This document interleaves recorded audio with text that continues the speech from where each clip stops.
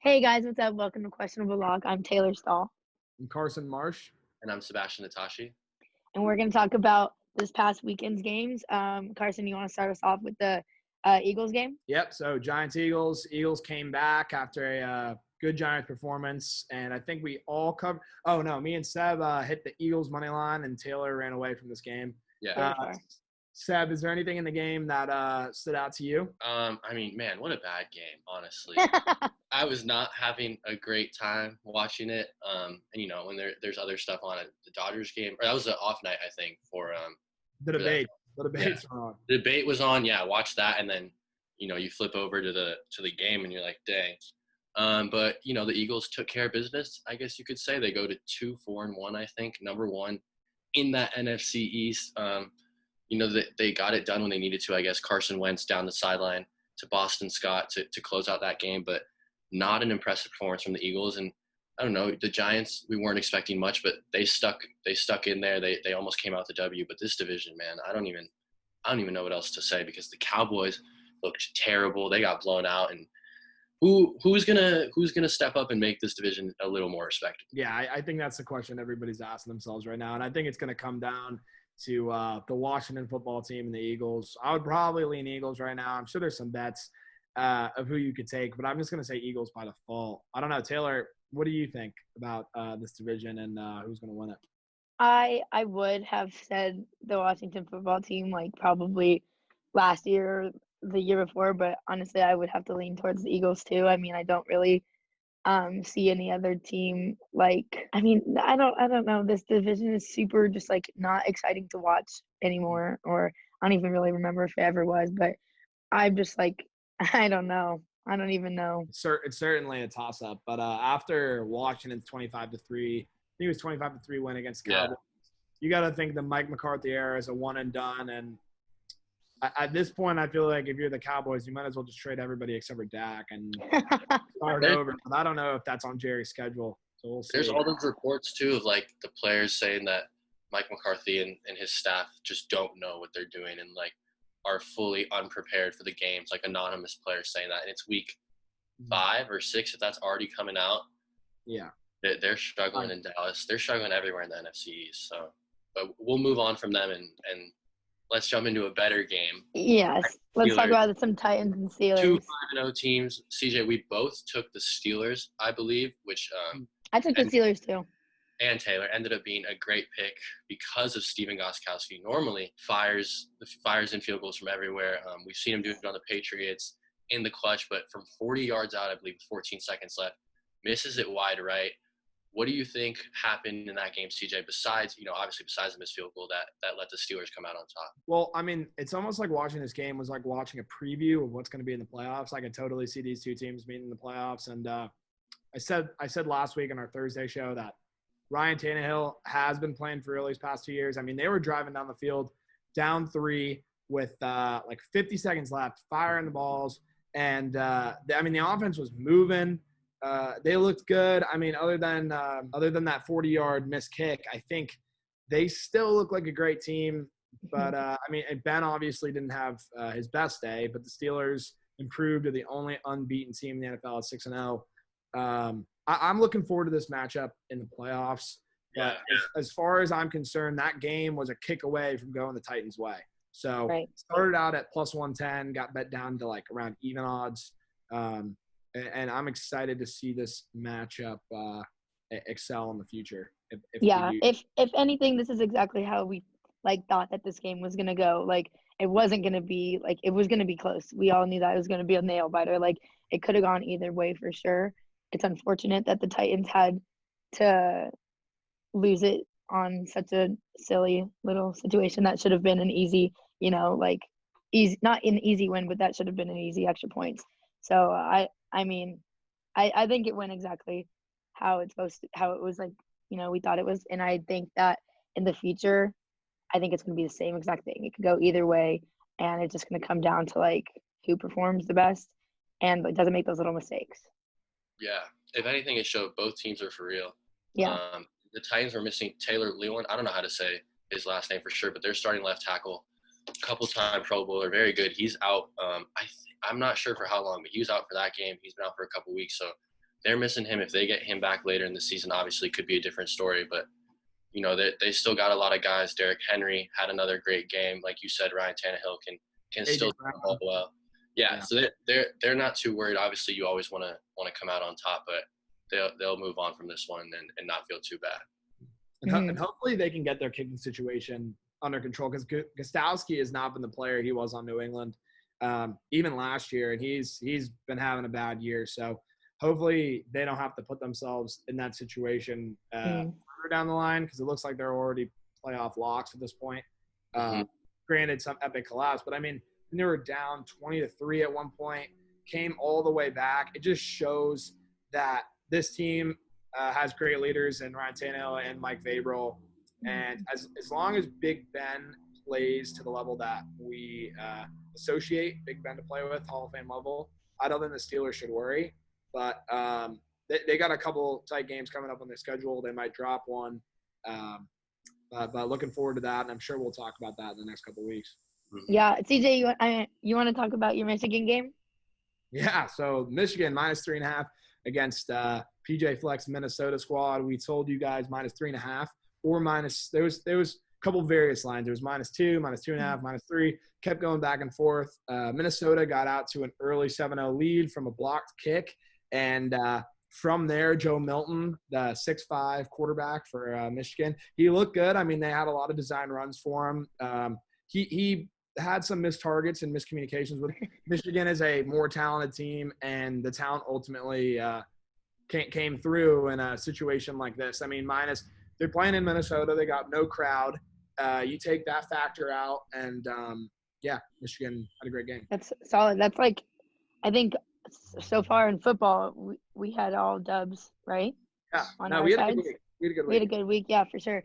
I want to talk about the Khabib fight that happened this weekend. I mean, that was Yes, it was a short fight, which we kind of were expecting, I guess, but it was a great fight in my opinion. And I think that seeing like how close they were as friends too was also really cool, because I didn't know that they were super close. But when Khabib won and was super emotional because of his father, and when he announced that that was going to be his last fight, I mean, that was a crazy time, and I wish that more of his like fans and supporters could have been there rather than just being an empty arena. But how did you guys feel about that fight? Yeah, so I was Team Khabib all the way. I mean, I knew that. Yeah, I got a lot of friends here. They were like, "Oh, Gaethje this, Gaethje that, NCAA wrestling champion."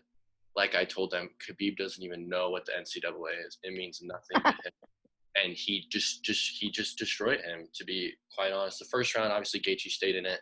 A lot of it in-air stuff. He got some good jabs in, good kicks. Good kicks to the leg. And I think the last kick to the leg kind of angered Khabib. That's when he decided to go for the takedown. And like we talked about, once he gets you on the ground, I hope he misses his submission. He didn't. Got the triangle choke too, and Gaethje tapped like 4 times. He was tapping for like 10 seconds. And then he was out. The ref didn't even see it. I was like, yeah.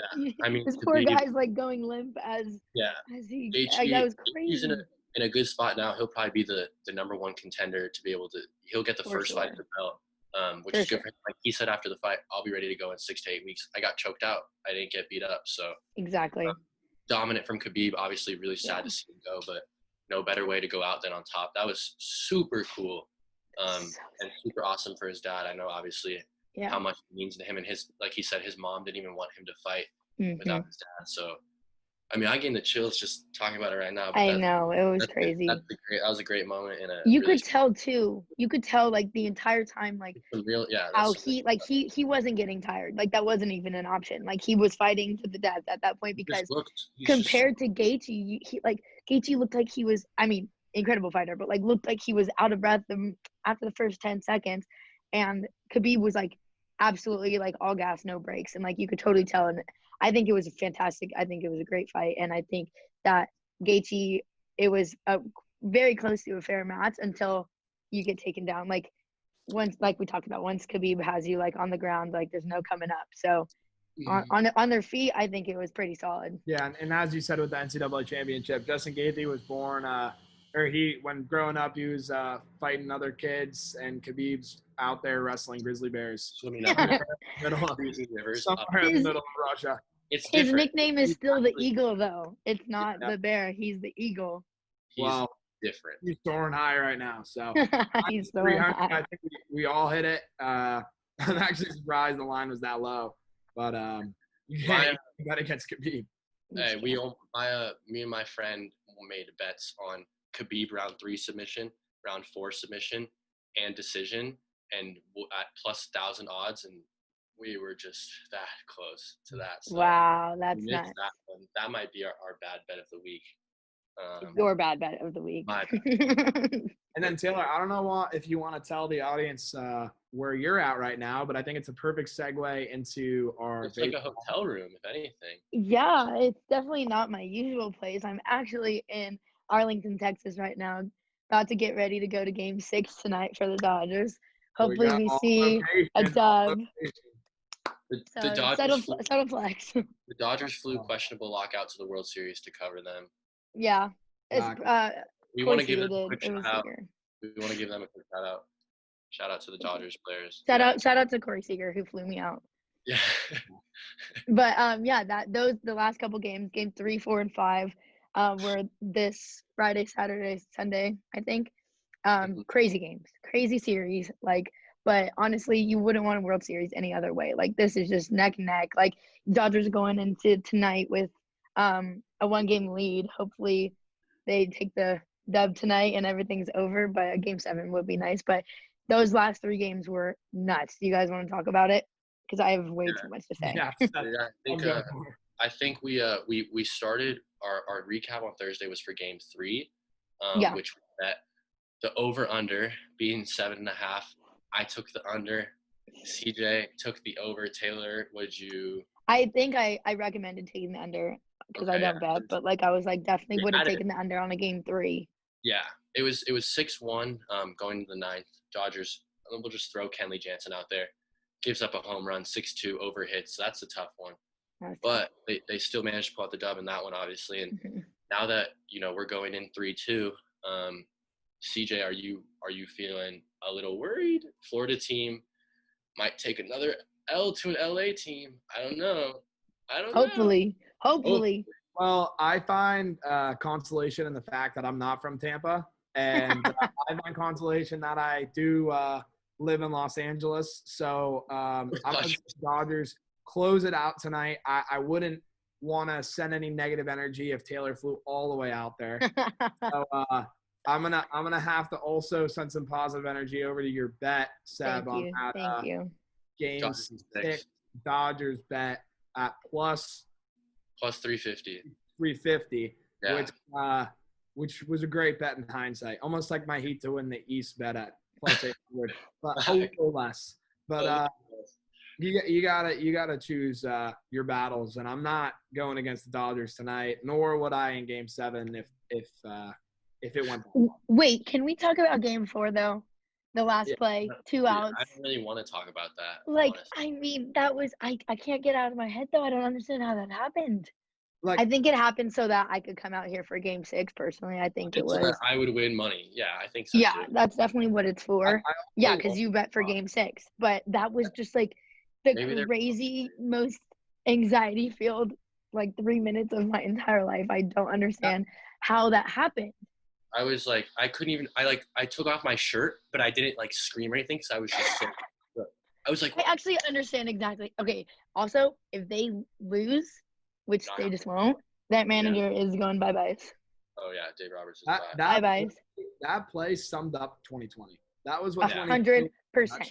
And Kenley not backing up home again, which he's done before in his career, and cost them an L. I'm sure you guys might have seen that video circulating on social media. It was literally just one big error, because there were so many. It was. He gives up a hit to that. I'm a great player.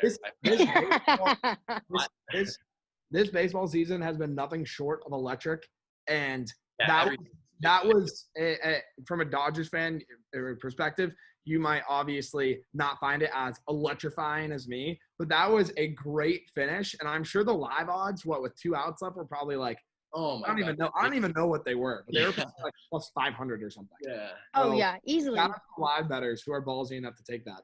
Yeah, Yeah. for sure. I mean, that was just some amateur moves right there, trying to throw the ball and tag the guy before the ball's even in your glove. So like that, I mean, it happens, human error, but like those are such like little league mistakes. You cannot Especially like when Arozarena fell on his way. He would have been fell. so he out. literally did a tumble, like a Yeah, forward exactly. roll, And then he just got up, and that the home plate slap, that was electric. which I'm just is saying. hitting it constantly. That I'm was- like, this is that was- ridiculous. I This turned is- off my TV so fast. Like after I threw the remote and found it.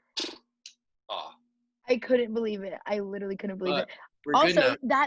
that forward roll was very similar. I forget which game it was in football, but I think it was this past weekend too. And the guy was just running and just fell, and no one was around him. Do you guys know what game that was? Was that Daniel Jones this week? That was this week. Yeah. Yeah, that was in the. I was Giants. like, why does this keep He's happening to gone. all these athletes? Gone. And just So somehow he beat Tyreek Hill's maximum speed of the season Yeah, so far, and Lamar's. Yeah. and then tumbled on his face. And then DK just I think broke The high every- speed wobbles. The Daniel Jones rushing TD prop was plus 500. He had 15 yards behind him of no players, and he fell on his Or so. Oh, no He way. fell on his face, and he had plus 500. Oh, I would have It cried. was literally so ridiculous. Crazy. I would have cried. Yeah. And then after the Dodger game, I was like, what are these guys doing? That's Like for something's in the air. But you guys have anything else to say? I think we Um, did. I think we did a great job this weekend. Yeah. For the I'm most taking part. I'm taking the Dodgers tonight. Yeah. Hopefully on Thursday, we'll be talking about the World Series champs. This weekend though, we also have Miami versus LA in football. So Let's we'll go. Once we'll be again, that. Ooh, it's Rams time. looked the great. 2020 rivals. Rams looked Oh, great. exactly. Anyways, that's all I have. yeah, that's all it for. I'll let you guys know. You'll definitely just see my face on Thursday, depending on what happens, and see if I'm a happy camper or not. Watch the game tonight to see Taylor on TV too. Yes, please, You need to everybody hit take the Dodgers- pictures, tag me on Instagram. The Dodgers air hump. You got to do it. that guy was hilarious. That was so funny. I'm gonna try my best to get up there. Yeah, I'm gonna try my best to get up there. But make sure you guys like and subscribe. Go check out our website, like always. Twitter and Instagram. His Twitter fingers will get up there soon. But yeah, You're thank you welcome. guys so much, and watch the game tonight. See you on Thursday. Go Dodgers. Go Go Dodgers. Dodgers.